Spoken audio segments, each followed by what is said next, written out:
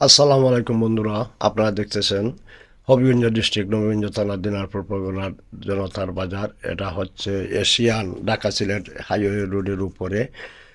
ও যেখানে এখানে এই রোডের মধ্যে প্রচুর গাড়ি চলাচল করে, তারপরেও এখানে হাট বসে।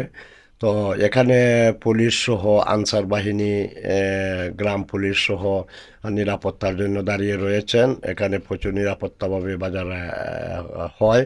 এখানে প্রতি শনিবারে হাট বসে, তাই আমি আজকে চলে আসলাম হাটে আপনাদেরকে একটা ভিডিও আপলোড দেওয়ার জন্য।